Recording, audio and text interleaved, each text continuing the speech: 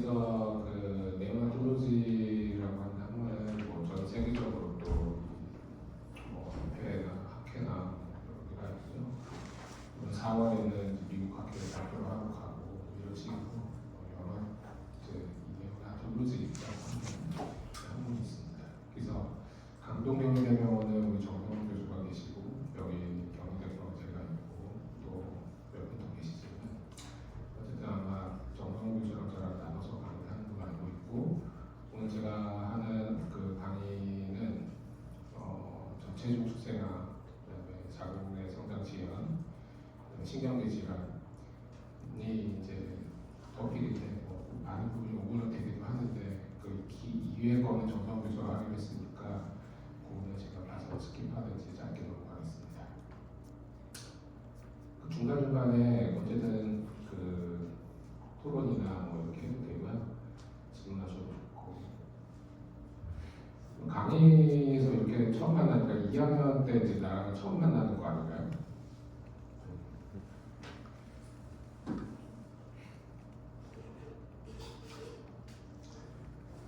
어떻게 강의하지?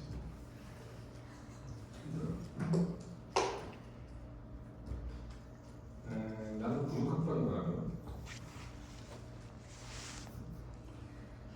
우리가 그때도 이 건물이 있어야 되고 강의 시간을 뭐 이렇게 합치고 뚫고 그래서 많이 바뀌게 됐는데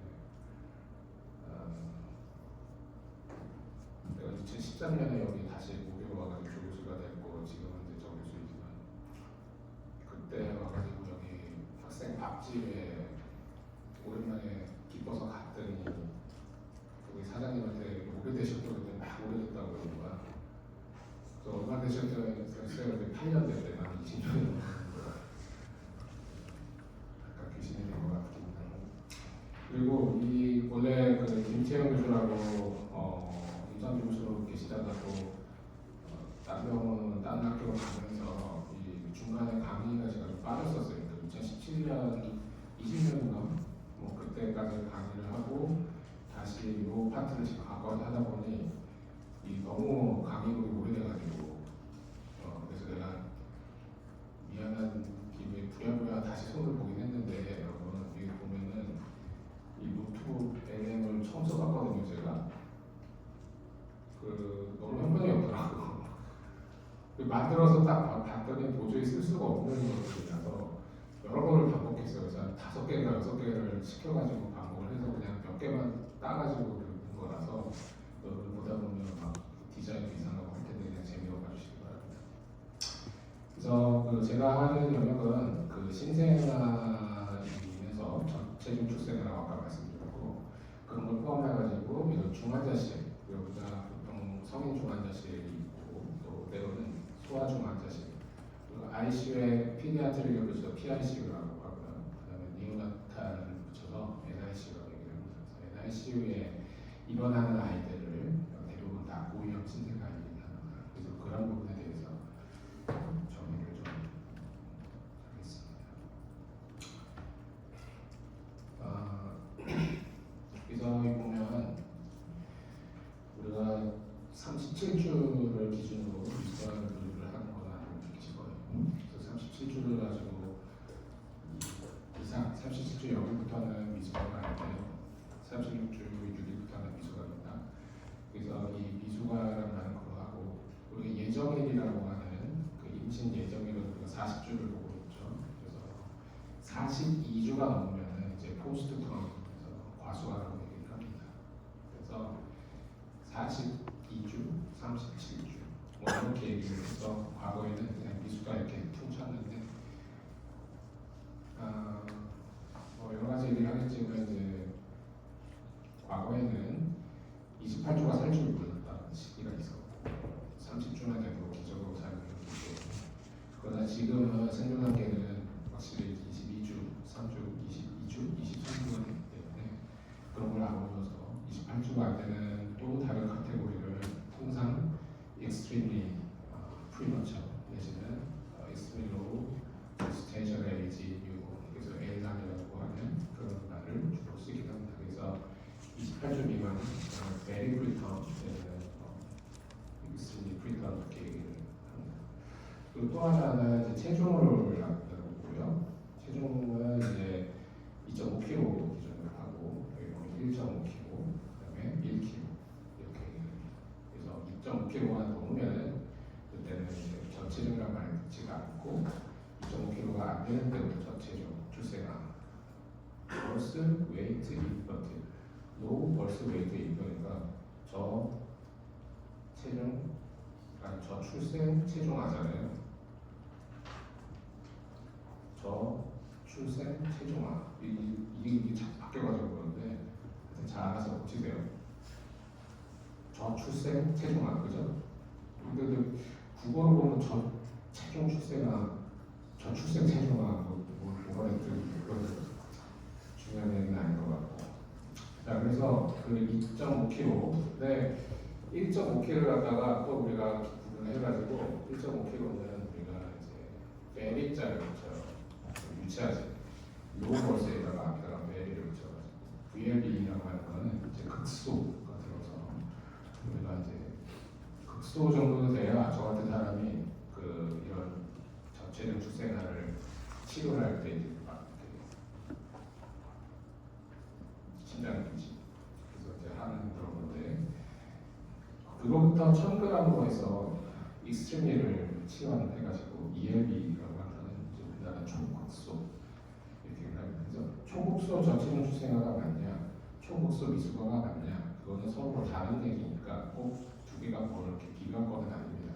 이거는 엘간이라고 하는 거는 그냥 통상상에는 보통 명사인데 이거는 그냥 주스를 위주로 한다고 보시면 되고 체중으로 보면은 ELBWI라고 하면 extremely low birth weight infant 청각이라는 우리가 마이크로프림이라는 말도 좋아해요. 그래서 통상 500g 미만 얘기를 하는데 그래서 하는 마이크로프림의 얘기를 주로 얘기를 합니다. 여기서 중요한 거는 2.5kg, 1.5kg, 1kg 정도는 확실하시고 나머지 내면에다가 참고하시기 바랍니다. 그리고 37주, 42주 이렇게 하시면 되겠습니다. 그래서 이 성장 곡선이라는 걸 볼 때 이게 좀 중요한 곡선인데요. 여기서 10%와 90% 사이에 있는 거를 우리가 이제 정상이라고 안 하고 appropriate for gestation age라고 하는 특이한 용어를 씁니다. 왜냐면 우리가 3%이나 그런 걸 쓰는 게 아니고 5%가 10%라는 거를 쓰기를 좋아합니다. 그래서 그렇게 되는 10과 90 사이에 들면은 AGA라고 얘기를 하고요. 그다음에 10%가 안 되면은 SGA라고 얘기를 하고 LGA는 large for gestation age 90 숫자가 좀 다릅니다. 그 다음에 이제 IUGR이라는 말을 듣고 있는데요. IUGR이라는 거는 intrauterine growth retardation 혹은 restriction. 그래서 자궁 내 성장 지연이라는 내용은 10-100보이라는 기준은 같지만 우리가 좀 다르게 씁니다. 왜냐? SGA라고 할 때는 보통 그 출생했을 때 그 시점에 대한 얘가 체중이 몇백 분이냐 얘기하는데 좀 초점이 맞춰져 있고요. IUGR을 얘기를 할 때는 우리가 그로스 포텐셜에 대한 얘기를 하고 있습니다. 그래서 이 이야기가 자궁에서 왜 못 건나 이런 얘기를 할 때는 IUG라는 말을 주로 더 받고 그런 말들이 포스트 그러니까 출생 후에도 이야기를 어떻게 캐치업을 할 것인가에 있어서 고려점이 되기 때문에 여러분이 SG와 IGR이 뭐 같냐 틀리냐 이런 것보다도 어떠한 거를 중점을 두느냐 이거를 이해하시면 되겠습니다. 그 내가 옛날 거를 강의로 두지 않나요? 옛날 강의로 그걸 만든 건데 그 얘기를 하려고 했는데 그 바꿨어요. 어쨌든 그 최근 통계는.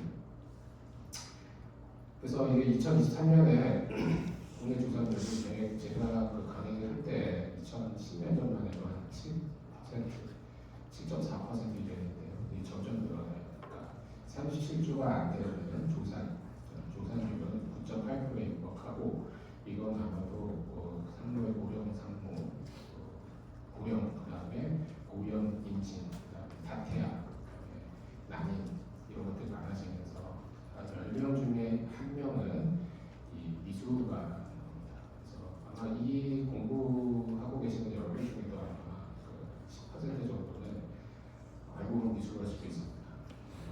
우리가 잘 키워가지고 의대도 가고 제 제자 중도 여러 가장 치료하는 게 매우 중요하다고 할 수 있겠죠. 그래서 이 생존율에 대한 얘기인데 이 그래프가 이렇게 그걸 보여주지만 생존율은 점점 증가해서 우리가 32주 미만이거나 1,500g 미만이 나기에 국내 데이터가 있어요. KNN이라고 하는 코리안 네오나탈 네트워크라고 하는 이 레지스트리는 상당히 잘 되어 있습니다. 제가 학생 때만 해도 항상 강의하는 교수님이 하는 얘기는 우리나라 데이터가 없어서 정확함을 모른다가 계속 반복됐던 시절이 있었지만 지금은 너무나도 데이터가 좋고 심지어 논문도 많이 쓰죠. 그래서 이 KNN이라고 하는 그 BMWI에 있어서의 이 데이터를 보면은 그 변천사를 볼 수가 있는데 이거는 2013년에 이제 발족을 해가지고 지금 이제 약 16년을 맞았습니다. 그래서 보면 13년을 맞았죠. 그래서 보면은 이 전체 생존율이 91%라고 이거는 여타 다른 나라에 비해서 아주 탑에 그런 성적이라고 볼 수가 있어요. 그래서 이제 그 중에 그 37주는 9.8%지만 VLD 같은 경우는 0.6에서 0.8%가 되고 있고 ELB는 0.6% 정도 되고 있죠. 그래서 그 대학병원이나 이런 데가에서는 정말 요 노란색 요 치료에 이제 더욱 집중하고 좋은 성적을 내기 위해서 열심히 하고 있습니다. 이 조상이 일어나는 데 있어서 가능한 원인 많이 있겠지만 그 원인으로서는 산부인과에서도 배우겠지만 이 보면 태아적 요인, 자궁 내 요인, 모체, 태방 등등이 있습니다. 태아 자체가 문제가 있을 때는 태아의 자체 기형이 있다든지 멀티플 제스테이션이 있다든지 그런 것도 있을 수가 있겠고 또 염색체 이상이라든지 이런 것도 있을 수 있겠죠. 태반은 뭐냐면 태반을 통해서 뉴트리션과 옥시제네이션, 가스 익스체인지 모든 것이 일어나는데 그 태반이 문제가 있고 그 탯줄이 염전이 있거나 혹은 태반 안에 있는 그 베슬들이 바스큘라리티가 굉장히 작거나 이러면은 영양 공급이 안 될 거 아닙니까? 그리고 그런 중에서도 임신 유지가 어려운 경우 혹은 자궁 자체가 컴피턴스가 떨어져가지고 그걸 유지하지 못하고 서비스가 계속 얇아지면서 결국은 아이가 나올 수밖에 없는 그런 것들. 그 다음에 엄마의 이 자간층, 전자간층 이거 다 배웠죠. 그리고 보면 산모가 아기를 임신했는데 그 임신으로 촉발되는 고혈압과 기타 여러 가지 문제들이 생깁니다. 그래서 셀은 엄마가 격려를 하고 ICU에 가고 이렇게 되면 어쩔 수 없이 아기가 또 나올 수밖에 없겠죠. 또 감염이 된다든지 그런 것들이 있고 기타 등등 가까운 지금 이번에 보면은 엄마가 둘째인데 둘째를 출산했는데 이제 CK로 항상 그 헤모다이리시스 하고 있는 산모가 유지가 잘 안 돼서 결국 나야 된다든지 그런 원인들이 들어갈 수 있습니다. 기타로는 이제 양수 과다증, 과수증, 조리형 가수 등등이 있을 수 있습니다. 이거는 이제 아까 얘기한 마이크로 프리메이가 이제 나와가지고 그러니까 수술실에서 바로 신생아 교수진들이 무엇을 하는가. 여기 보면은 비닐을 이렇게 두르고 있는 거는 아기의 이제 보온, 체온을 유지하기 위한 거고, 그다음에 위에는 라디에이터 공으로 풀로 틀어서 이제 목살을 하고 있는데 보면은 굉장히 작고 호흡근이 발달이 안 되고 지금 막 태반에서 딱 나와서 봤으니까 그렇지 이제 결국 호흡이 점점 잘 안 되면 이제 하트레이트가 떨어지기 시작하죠. 여기 보면은 우리가 세츄레이션 모니터를 보고 아까 누군가는 청진을 해서 하트레이트를 우리가 이제 청진을 하죠. 청진해서 손가락으로 몇 회를 쉬고 있는지를 우리가 이제 보여줍니다. 몇 회가 분당 100회가 안 되면 우리가 뭔가 처치가 필요합니다. 그래서 호흡을 도와주기 위해서 이제 자 그다음에 이 하트레이트는 100회가 넘지만 이 아이가 너무 작고 그다음에 RDS가 있을 것으로 산소가 많이 들어갈 것으로 생각이 되니까 바로 이제 인투베이션을 하고 한 8g 되지 않을까 싶어요. 그래서 이거 저고 저예요. 저고 옆에 PA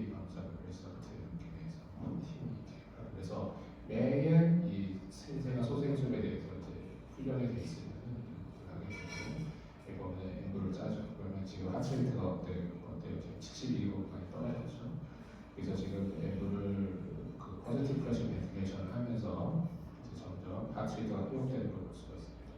즉, 그 호흡이 되어야만 이 하트리트가 회복되는, 그러니까 신생아 소생술에 있어서는 에어웨이와 브레스가 카디악보다 더 먼저예요. 그래서 A, B, C가 되는 거죠. 그래서 보면 이제 이렇게 되고, 세츄레이션은 이제 여기서 한 95 이상 오를 것 같지만 잘 안 오릅니다. 66 이렇게 되는데, 여기서 이제 뭘 하냐면은 폐에다가 그 퍼머넌트 서펙턴트를 이제 투여를, 안 보이는데 이제 기와 삭간한 데다가 약물을 투여를 합니다. 그래서 약물을 투여를 하고, 그 전에 이제 고정을 하거든요. 이 테이블 고정을 하죠. 고정이 다 끝나고 약을 투여해서 세츄레이션이 RDS가 호전되는 걸 보거든요. 그래서 아까와는 이제 수치가 다르죠. 64, 80, 90 이렇게 되면서 이제 산소를 주는 탱커링을 하고, 이제 세큐어해서 아기를 트랜스포트 인큐베이터에다가 실어서 데리는 게 이와 반드시 아기가 이제 어떻게 생겼느냐, 굉장히 작다. 작은 건 알겠는데 작은 것뿐만 아니라 모든 기관이 미숙하다. 이게 문제죠. 그래서 우리가 바나드 메소드라고 하는 것이 교과서에 있습니다. 바나드 메소드라는 거는 이 아기가 제스태 연령이 몇 주 정도 되는가 추정할 수 있는 그런 평가 도구로 만들어져 있지만, 사실 최근에는 그거를 사전 관리를 받지 않는 경우가 거의 없고, 대부분 그 임신 주수를 다 정확하게 알고 있어서 이게 구체적으로 뭐 해야 될 그런 건 아닌데, 간혹 이제 미혼모라든지 전혀 생각 없이 있다가 애가 나온다든지 실제 있습니다. 같은 경우는. 그래서 그런 것도 있고, 그다음에 의대생으로 하여금 그 미숙아들 전체적 출생아의 이런 신체적 특징이 무엇인지를 이야기해 줬습니다. 그래서 바나드 메소드로 아이를 평가하는 점수를 주는 게 이제 신경근육 성숙도와 육체적 성숙도로 나눠서 각각이 어떻게 되는지를 우리가 보게 돼요. 이걸 줬더니 이렇게만 만들었더라고요. 이걸 봅시다. 그래서 이 육체적 성숙도와 신경 성숙도는 이제 어떻게 보냐면 점수가 높을수록 이제 미숙아가 아닌 거, 점수가 낮을수록 미숙아가 아닌 거, 그렇게 됩니다. 우선은 육체적 성숙도를 먼저 보겠습니다. 피지컬 머추리티를 보면은 스킬 자체가, 아까 그 아이는 뭐 자세히 볼 수는 없겠지만 이 미숙아들의 특히 VL이나 ELV 아이들은 그 피부가 굉장히 얇고 끈적거리죠. 젤라티너스. 그러니까 무슨 소리냐, 결국 케라티나이제이션이 잘 없고 각질층이 잘 없다.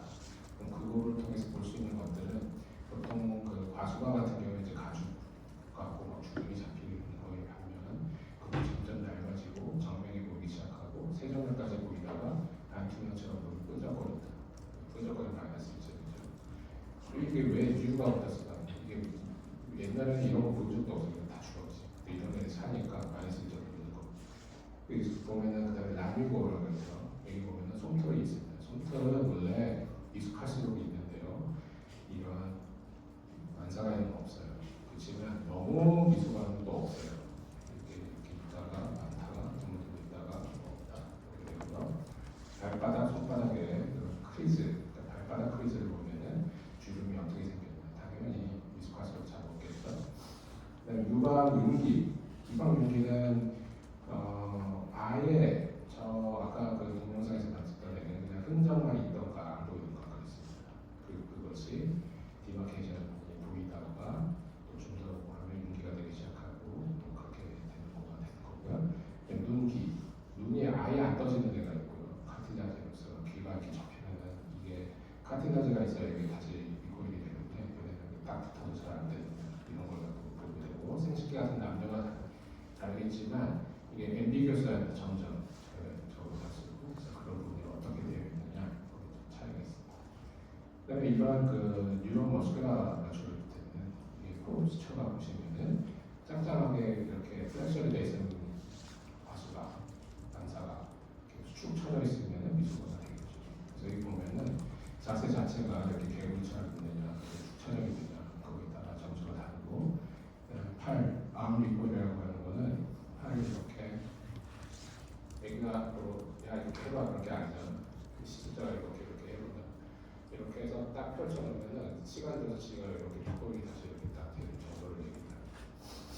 그다음에 5금 여기 8리터 앵글로 보면은 사이 허벅지를 듣고 이렇게 그림에서 보는 것처럼 굽혀보면은 이 각도가 작냐 크냐 그러니까 휙휙 열려있는 애들 미소가 이러고 스카프 사인이라는 한쪽 팔을 잡고 반대쪽으로 끌었을 때 여기 팔꿈치가 미드라인을 넘어갔나 미드 클라이트 정도 되느냐 반대쪽으로 넘어간다 그리고 힐투 이어라고 하는 것도 이제 이 사이어 위쪽으로 무릎 쪽을 손으로 잡고 쭉 펼쳐봐서 귀까지 자기 귀에 좀 있을 수 있죠. 그런 경우가 미숙하다. 근데 여기서 각창 손을 이렇게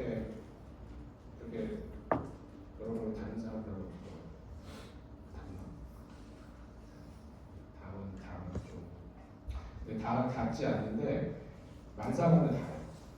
왜냐면 애기들 여기 보면은 뼈가 다 없어요. 아직까지 돌아가 되지 않기 때문에 여기는 이렇게 슉슉 닿게 돼 있는데 미숙아들은 그 근육량을 잡고 있기 때문에 반대예요. 미숙아는 이 각도가 90도 이상. 그것만 좀 닿는 그런 거는 시험 문제 되게 좋겠죠. 그래서 이런 미숙아들이 이제 취약하다. 어디가 취약하냐? 나 벌써 뭐가 분다.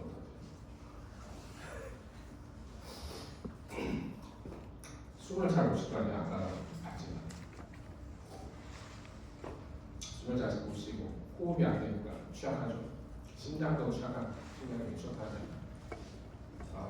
피탈 서큘레이션하고 포스트네탈 서큘레이션이 빨리 변환이 되게 되는데 그렇지 않은 경우가 많고 혈압 유지라든지 오토 레귤레이션이 잘 되지 않아요. 그다음에 내분비 대사 체온 조절이 안 되고 특히 갈색 지각, 브라운 티슈, 팻 티슈가 많아야 체온 유지를 하는 부분이 있는데 그게 거의 없어요. 피하 조절이 안 되고 그러니까 이제 체온 조절이 안 되겠죠. 그다음에 글루코즈 항상성 뭐죠? 저혈당이 있으면 글루코즈 네오제네시스도 만들어내고 또 간에서 글라이코젠도 잘라서 써야 되잖아요. 그게 안 되는 거지. 그러니까 저혈당 잘. 여기에도 뇌에도 여러 가지 그 부족 미숙하고 잘하기만 해야 되는 어떤 혈압의 변화인 것 때문에 인트라 벤트리큘라 헤모리지가 잘 옵니다. 이따가 알려드릴게요. 그걸 따라서 거기에 대한 시퀀으로 페리 벤트리큘라 류코말라시아라고 하는 뇌가 이렇게 구멍이 꽁꽁 뚫리는 미숙아로 인한 뇌성마비의 주범이죠. 시저 취약하고 그다음에 장도 마찬가지. 장이 이게 보통 2kg 안 되는 아이의 장 길이가 입에서부터 항문까지가 얼마나 될까? 한 2m 정도. 그러니까 이게 꼬불꼬불 이렇게 있거든요. 근데 걔네들도 원래는 뱃속에서는 엄마가 양주만 먹었어요. 양주만. 그 뉴트리션이 없죠. 그냥 떼가 있습니다. 자기 피부에서 나는 뭐 헤어라든지 피지라든지 양수가 계속해서 그걸 계속 먹어서 그것이 장에서 성장 인자가 되기도 하고 장의 빌라이들이 계속 성장하고 하는 도움이 돼요. 뿐이지 얘네들이 뭐를 영양을 흡수하는 애들은 아니었거든. 근데 갑자기 28조에 나왔잖아. 뭐 어떻게 우리가 안 줄 수가 없어. 영양을 배워. 그걸 계속 금식만 하고 몇 주가 지나면 장이 퇴화가 돼요. 그게 어떻게든 줘야 돼. 근데 그 과정에서 사단이 난다. 네크로시스가 오면 병이 있어. 그게 네크로타이징, 네테로콜라이티스.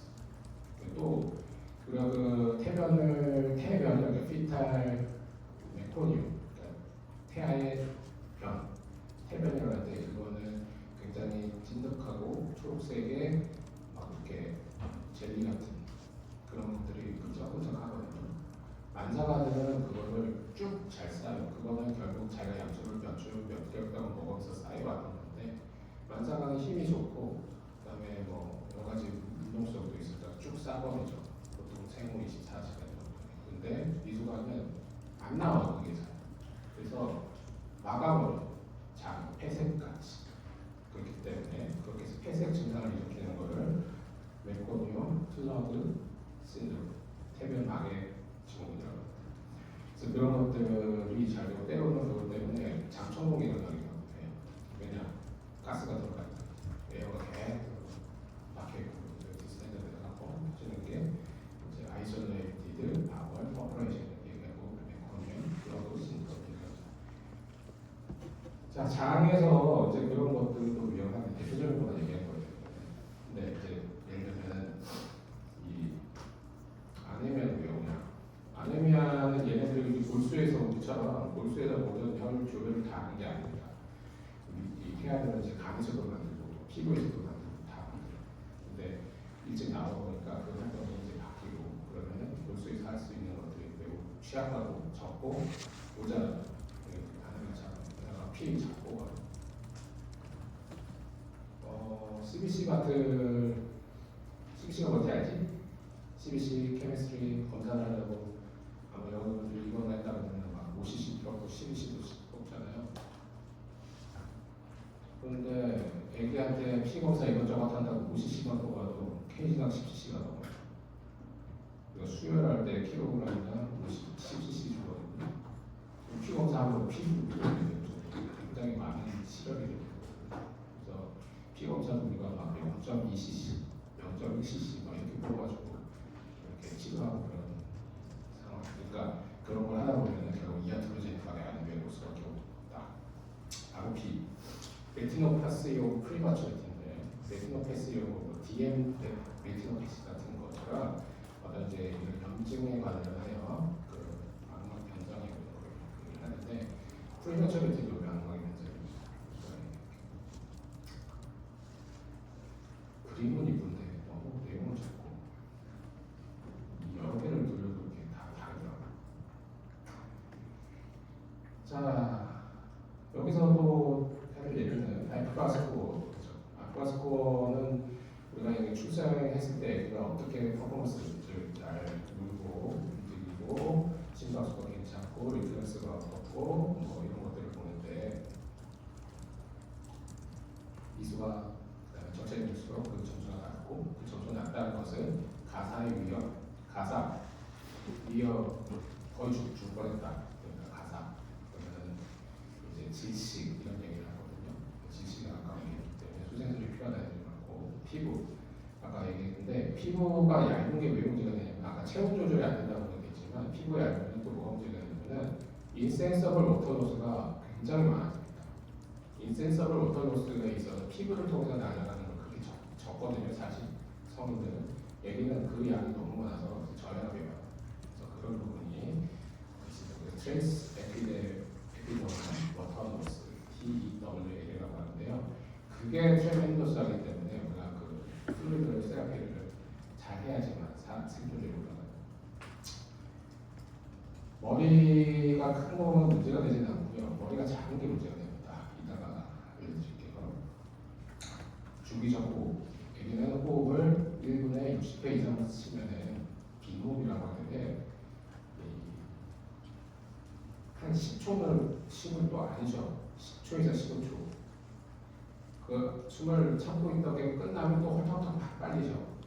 그래서 실제 분당 호흡수를 재려면 1분 동안 다 세야 돼요. 그래서 이거를 쉬었다 잠깐 반복하는 걸 주기적 호흡이라고 합니다. 그거는 정상이에요. 그렇지만 이제 그런 부분에 있어서 이게 너무 빨리 쉬면은 긴 호흡. 아까 했지만 20초 이상 숨을 안 쉰다. 그럼 무호흡 이렇게 됩니다. 무호흡이 있으면은 어떻게 되죠? 아까 처음 영상에서 봤지만 무호흡 시간이 오래되면은 산소 포화도가 좀 떨어질 거 아닙니까? 그러다 점점 하체에서가 떨어지죠. 하체에서 떨어지게 계속되면 이제 혈압이 떨어졌다고 그걸 또 교정하게 되면 이제 pH가 떨어지면 죽거나 거든요. 그와 같이 무호흡증이라는 것은 그런 거 중요하다. 그다음에 초기 생명 체류 감각을 보냐면은 얘가 예를 들어서 1kg이 났잖아요. 그러면은 피지올로직 웨이트 로스가 약 15%에서 많게는 20%까지 생깁니다. 그러면은 1kg에 났으면은 800g까지 빠졌다가 다시 회복하는 데까지 약 2주가 걸립니다.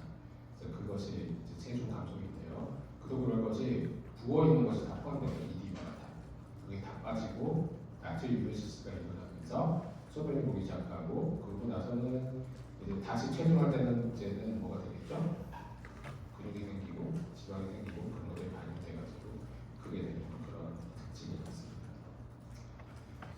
체온 조절의 한계는 매우 중요해요. 이거 여러분 뭐 학생 때 물리 시간에 다 배운 거잖아요. 이게 체온이 발열을 와사가는 이 네 가지, 열, 복사, 대류, 증발, 전도, 이거는 다 알죠? 그러니까 아기한테 이게 다 있어요. 그래서 아까 그 라디에이터 워머로 그 난로 같은 게 위에 달려 있거든요. 아까 영상에 안 보였지만, 그래서 그 복사열로 아기를 따뜻하게 해줘야 되고요. 증발이나 이런 걸 막기 위해서 아까 비닐을 쓰는 거 봤을 거예요. 닦아주든지 비닐을 씌우든지 그런 거 해야 되고, 그다음 밑에 대고 있는 어떤 그 매트리스나 이런 것이 차가우면 안 돼요. 전조를 통해서 또 다 열을 빼기기 때문이고요. 그다음에 증발되지 않도록 또 말려야 되는 그런 것들이 있습니다. 이건 옛날 거. 빈도는 이거 좀 바뀌었는데요. 이거 아까 내가 여러분한테 보낸 거에서는 아마 바뀌었을 거예요. 빈도는 이제 자궁내 발육 지연, IUGR이라고 하는 거는 아까 이제 10백분이 안 되는 경우를 한번 그랬잖아요. 그래서 빈도 자체는 약 비슷해요. 한 10% 내외예요. 10% 내외. 그러니까 나는 이게 통계하는 사람이 아니고 예방학과에서 잘 모르겠는데 이런 거는 왜 빈도를 따지는지 잘 수학적으로 잘 나는 이해가 안 돼요. 10%로 했으면 10%가 아니고.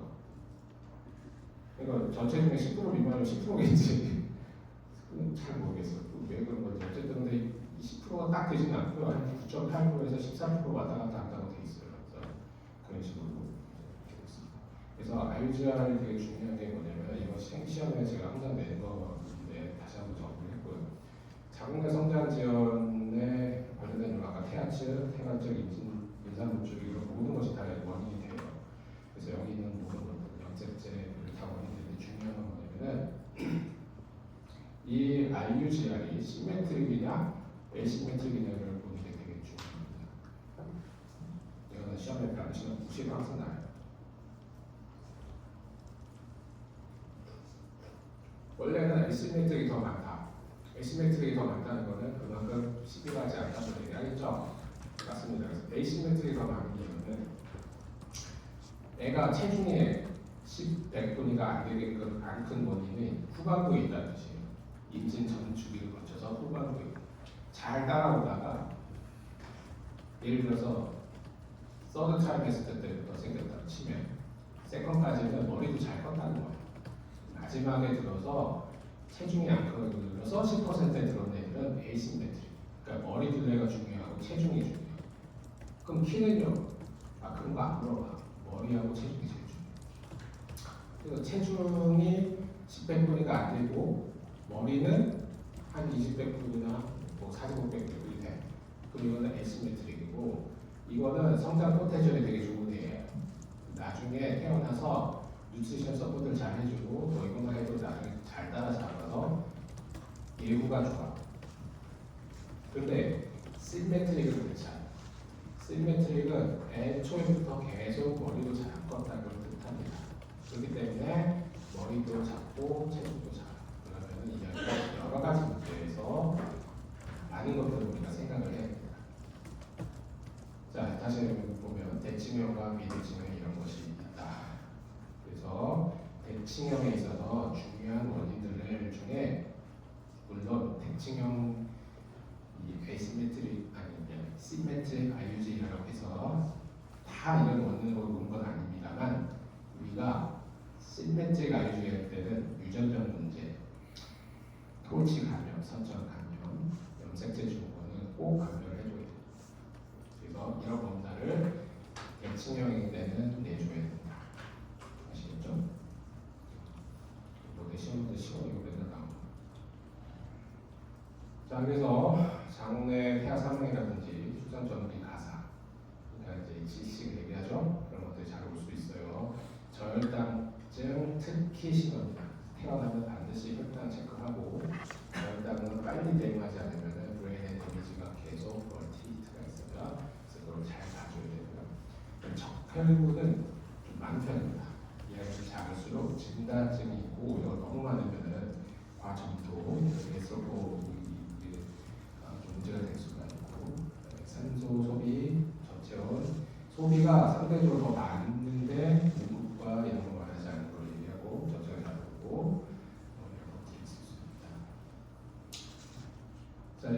예고 지금 입원하고 있는데 그렇게 따왔는데 36주 5일에 2,114g으로 출생했어요. 지금 보면 1, 2, 3주 정도 돼요. 36주 5일에서 이거는 이제 계속 차트를 이렇게 찍죠. 차트에다가 플라팅을 합니다. 얼마나 컸나. 근데 이걸 보면은 이 아기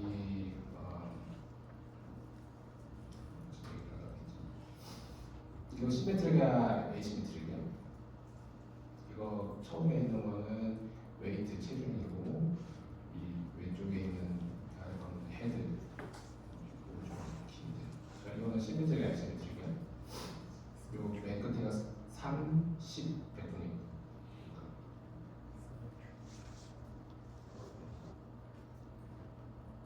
머리도 10보다 작고 체중도 10보다 작죠. 뭐지? 시메트릭이라고 얘기하고 하고 싶지? 다 틀려. 네, 시메트릭이잖아. 그러니까 이런 아이는 아까 얘기했던 검사를 해야 된다. 아셨죠? 뭐 염색 검사 꼭 해야 되고 토치 검사 반드시 해야 되고 또 유전자가 뭐가 있는지는 이제 유전자라고 해서 모든 유전자를 보는 게 아니고 넥스트 제너레이션 아무리 지금 NGS 시대라서 그런 유전 검사를 하는 건 아니고 의심되는 시도가 있을 때는 하는 얘기지. 그래서 그런 것들을 고려하라 드립니다. 이야기는 뭔가? 이야기는 지금 100일이 넘었어. 태어나서. 이야기는 아까 처음에 보여줬던 동영상보다 훨씬 더 작은 아닙니다. 510g이나 24주 1일이고 지금도 있어요. 병원에는 다음 주나 2주가 지나기 전에 퇴원시키고 준비하고 있어요. 여기 보면은 얘가 자궁 외에서 태어나면서부터 자라면서 보여줬던 궤적인데 머리는 어떻죠? 계속 지속적으로 작죠. 지속적으로 작아요. 체중도 계속 작아서 밖으로 나와 있다가 따라잡고 있지만 결국은 겨우 이렇다. 자, 이거는 내가 왜 뭘 보여주려고 하면 엑스트라 유테라인 그로스 비타미션이에요. 이수가 나서 그러니까 우리가 항상 팬텀 차트라고 해요. 팬텀 차트.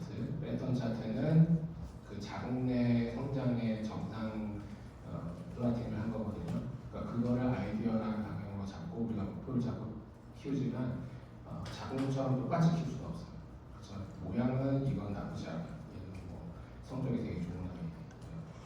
치료로 된 것도 괜찮고 IBC나 PBL도 없고 RP도 조금 있지만 아주 양호한 아이 중에 하나죠.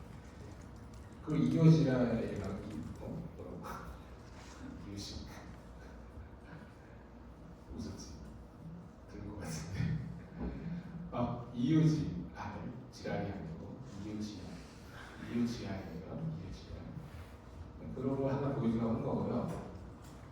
얘는 보시다시피 에이시메트리가 있죠. 그러니까 머리가 크잖아요. 부위가 지금 한 40배권이 되거든요. 크죠? 체중은 작죠? IUCI는 정상, 얘는 에이시메트리. 근데 사실 한 일주일 있다가 집에 가는 애 잘 먹고 이제 키우수만 지나면 갈 거예요. 그래서 전혀 다른 걸 보여줍니다. 이거는 왜 보여주느냐? IUGR의 피탈 프로그램이라는 게 있습니다. IUGR라는 게 왜 중요한가? IUGR이라고 해가지고 우리가 그걸 키워가지고 2.5kg, 3kg에서 집에 보내는 거 진짜 그렇지가 않아요. 피탈 프로그램이라고 해가지고 이 작은 아이일수록 나중에 메타볼릭 신드롬에 매우 취약하다. 메타볼릭 신드롬 매우 취약하다. 그거에 가장 처음 이제 아이디어가 됐던 연구가 1944년 세계대전 때 세계대전 때 이 영양 기근 아예 그 독일군이 여기다 아예 그냥 봉쇄를 해가지고 아주 잔인한 짓을 해줘. 아예 영양 아무것도 못 들어가요. 기근이 1년간 있었을 때 그때 태어났거나 그때 임산부의 아이들을 연구를 했어요. 그럼 어떤 일이 생겼냐? 그런 애들은 나중에 이제 작게 나고 아이들이 그런 아이들을 이렇게 키우다 보니까 뭐 회복하는 건 좋은데 그 다음이 문제다. 성인이 되고 청소년이 될 때 오히려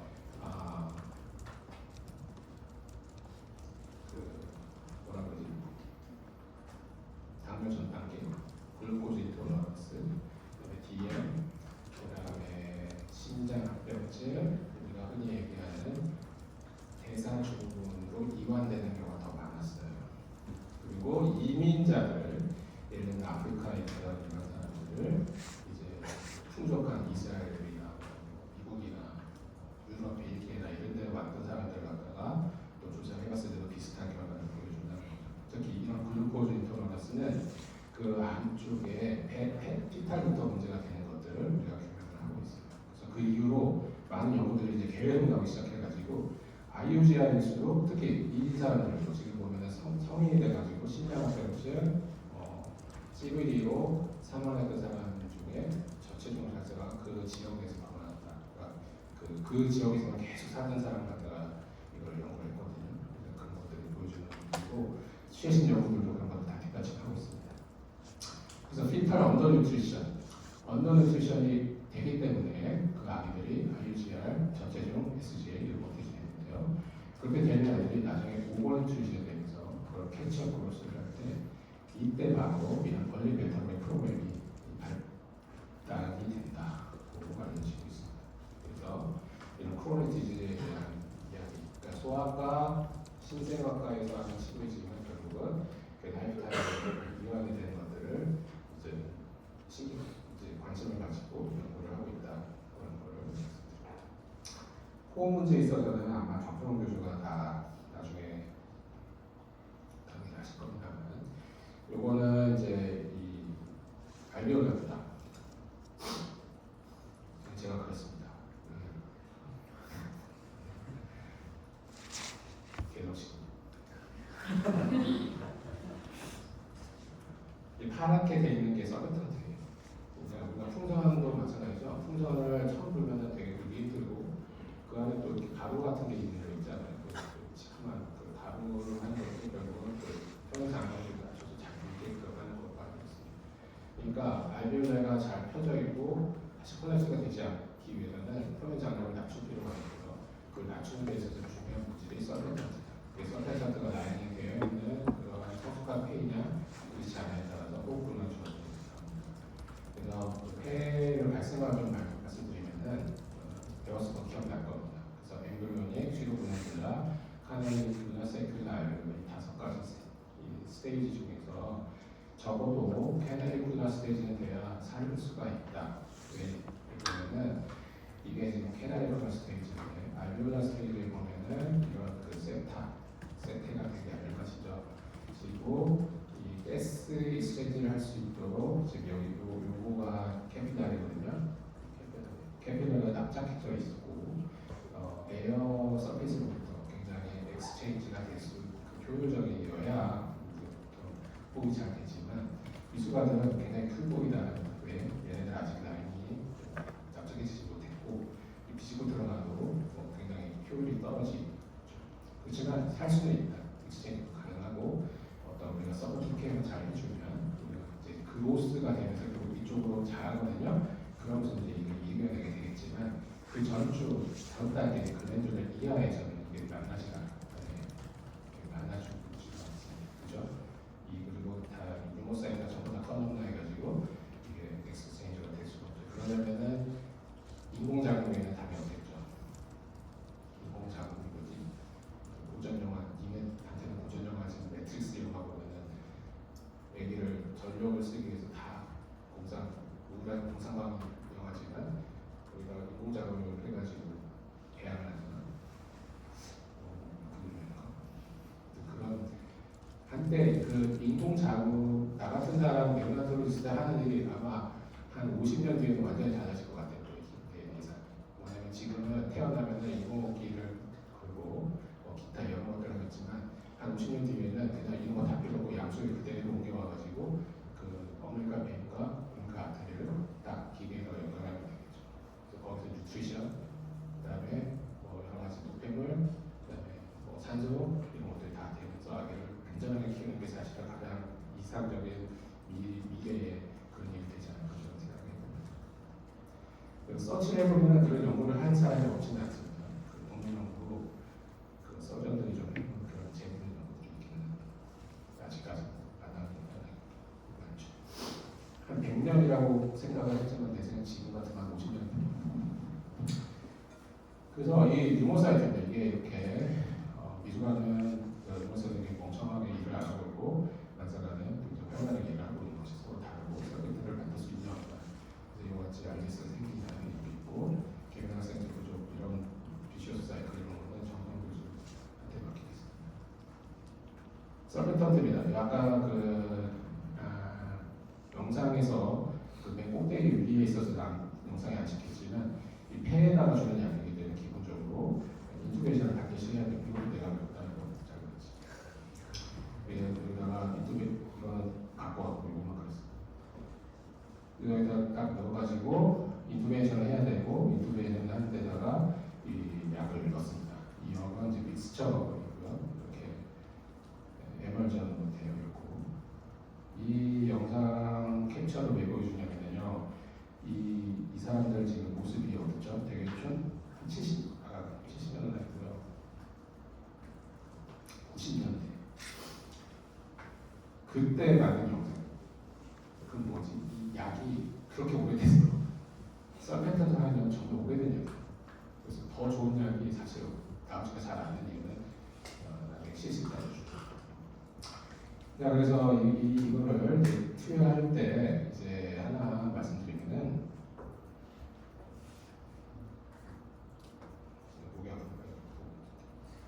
as blade for neonates, prefib, marking pen, and ruler. To mark the catheters, refer to a table that provides measurements based off of the infant's gestational age. In our practice, the measurement for less than or equal to 26 weeks gestation is 1 centimeter. From 27 to 28 weeks gestation is 1.5 centimeters. And for greater than or equal to 29 weeks gestation is 2 centimeters off the tip. This measurement will guide how far the catheter should be inserted during the procedure. 자, 뭘 준비하는 거냐면 Before starting the procedure, conduct a timeout to verify the correct 이제 인형이에요. 만약에 confirm the surfactant dose and review the baby's current condition and vital.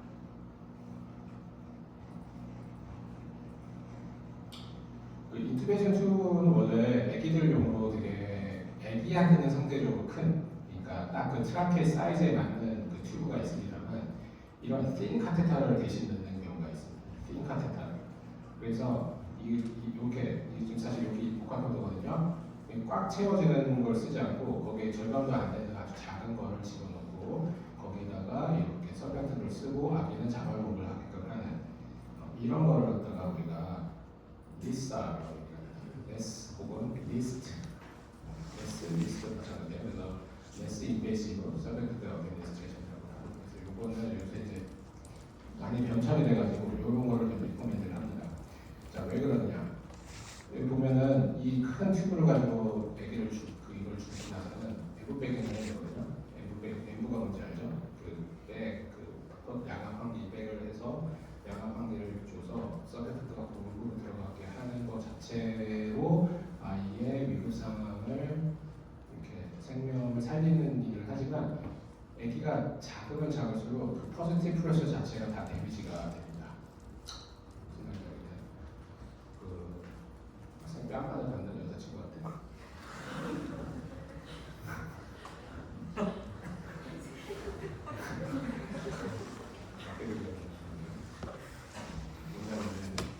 맞으면 어떻게 돼요? 빨개지잖아. 그게 왜 빨개집니까? 쪽팔려서 빨개지는 게 아니고 세게 맞으면은 그게 염증입니다. 그렇죠? 세게 몽둥이로 맞아도 염증이 생기는 거예요. 똑같은 거예요. 애기 폐가 굉장히 이렇게 얇고 부들부들하고 찢어지시거든요. 거기다가 양압으로 계속해요. 그러면은 이 디스텐트가 되는 그 매 순간마다 그 프레셔에 대한 데미지가 생기고 거기에는 인플라메이션이 시작되기 시작합니다. 그것이 계속 쌓이다 보면서 염증이 촉발되고 쌓이고 그것이 나중에 만성폐질환에 연결되는 걸 갖다가 브론코 퍼머널리 디스플레이션 BP라고 합니다. 그래서 그런 거를 줄이기 위한 노력이에요. 이 리사라고 하는 거는. 그러려면 자발호흡을 반드시 할 수 있어요. 아까 그 여기는 자발호흡을 잘 할 수 있고 보이지 않았기 때문에 바로 인투베이션을 하고 큰 튜브에다가 설크선 쓰고 양압하게 했겠죠. 그렇지만 만약에 한 30주만 됐는데 좀 더 잘하고 자발호흡을 충분히 있고 서포트는 줘야 되는 얘기에 있어서는 내장 CPU에서 프로 내장 마스크만 하고 압력만 주는 상태에서 자발구를 잘 확인한 상태에서 저렇게 얇은 카테타로 주고 자발구를 유지하면서 서포트만 주는 그런 거를 리사라고 하고 그런 페이로를 다루시고 바뀌었습니다. 그래서 그 리사라고 하는 것이 최근 트렌드인데 이것이 나오기 전에는 인슈어라고 해가지고 인투베이션, 서베이터도 주고 엑스투베이션 이런 걸 만들어서 했는데 이제 그보다 더 진일보된 프로그램을 할 수가 있습니다. 이것도 내가 노트북에다 그려보라고 그랬더니 막 튜브를 풀어도 넣어가지고 야 너 풀어 넣는 게 어디냐 그런 거 없어 그거 빼 그랬더니 여기다가 알겠습니다 그러더니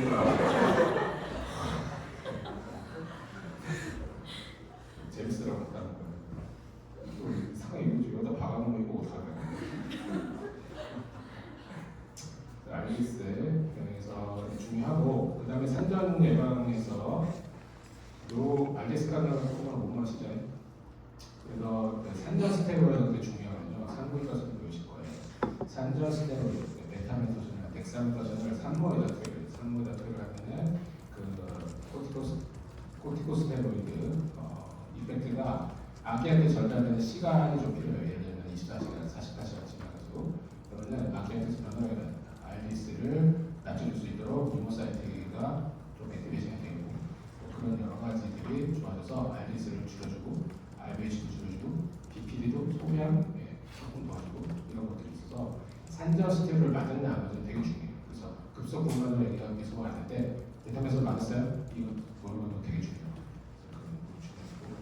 조기 CPAP, 이쪽에서보다는 조기 CPAP으로 견딜 수 있다 그러면은 CPAP을 사용하는 거 좋겠고 표면화성제, 표면화성제로 쓰고 젠틀 벤틸레이션이라고는 그러니까 아까 그 숨을 쉴 때보다 빼고 계속 하는 것처럼 생각해보면 폐활을 하게 돼요. 그러니까 그런 거를 줄이기 위해서는 어떻게든 싱크로나이제이션, 악의 호흡, 자발 호흡의 레스피레이터 라이브를 아주 정확하게 디테일해서 그 순간에 맞춰서 파이팅 있지 않도록 해주는 기술들 그리고 그 프레셔를 굉장히 미니멀하게 해주고 약간의 에시도시스가 있더라도 더 벤틸레이션 하지 말자 퍼미시브 하이퍼캐미아를 용인하고 이런 여러 가지 것들을 통해서 BPD를 줄이는 게 중요합니다.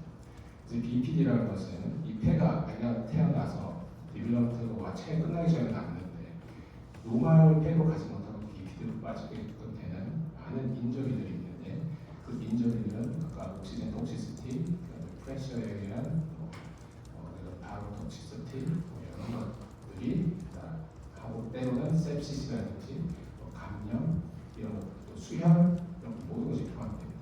그래서 그게 어크루메이션 되고 인저리뿐만 아니라 그것을 리페어하는 여러 가지 파이브블라스트라든지 마크로파즈라든지 여러 것들이 오면서 결국 이런 알비올 브론키올 같은 새 기관지들이 두꺼워져요. 파이브로시스가 하고 그러니까 옥시젠 익스텐드가 좀 어려워지겠죠. 그러면 산소를 계속 줘야지만 추가적으로 줘야지만 정상 산소가 유지되는 이 상태 그거를 BPD라고 합니다. 프로인플라메이션 거기에는 코리오 에르나이티스도 중요하고 그다음에 여러 가지 내가 말씀드린 건 여러 가지 감염, 산소 이런 여러 가지들에 의해서 멀티플 히트가 온다. 그래서 벤틸레이션 호흡기도 도와주려고 했지만 그게 때로는 조용히 인저리가 쌓이고 있다는 거. 산소도 그래서 아주 많이 주면 안 돼요. 그리고 100% 좋아하지 않아요. 88%, 94%, 혹은 90에서 95%를 주면서 이렇게 하면서 이제 BPD로 간다. 근데 BPD로 간다고 하더라도 결국은 또 우리가 퇴원 시키면 이야기가 3kg에서 끝나는 게 아니잖아요. 10kg 되고 20kg, 40kg 되고 즉 아기가 애돌레센트가 자라면서 령은 점점 성장을 해서 아웃으로 가는 그것이 결국 최종 치료해서 뉴트리션 되게 중요합니다. 그래서 기관지 폐의 이용성 중에 진단은 되게 쉽네요. 어떻게 하냐면 그냥 28일이 됐는데 아기가 산소가 필요하냐 그걸로 일단 그러니까 생후 28일 됐는데 산소를 줘? 그러면 BPD야. 이런 이상한 진단이 없어. 왜 그러죠? 뭐 암처럼 바이옵시를 해가지고 카시노가 있네 없네 스테이지가 몇인 이렇게 할게 그걸 바이옵시를 하는 것도 아니고 결국 이야기는 또 폐의 스테이트는 계속 변하거든요. 그래서 그 산소가 아직도 필요한 기타 다른 원인이 아닌 이상 그 자체로 비피드라는 것이 되어지고요. 시비아냐 모더레트냐 마이드냐는 아기가 36주가 됐을 때 평가를 하겠다는 거예요. 그러니까 어떤 애는 아까 처음에 이 510g 나온 애는 28일이 됐어도 어떻게 돼? 28주였는데도 24주이 났으니까. 그러니까 그때는 BPD는 맞지만 아직 스테이지는 하지 않겠어. 왜냐면 얘가 36주가 돼가지고 한 2.5kg, 8kg 되잖아요. 그러면 바뀌어 있을 수 있어요. 산소를 뗄 수도 있고. 그러니까 그때까지 디벨롭먼트가 있다.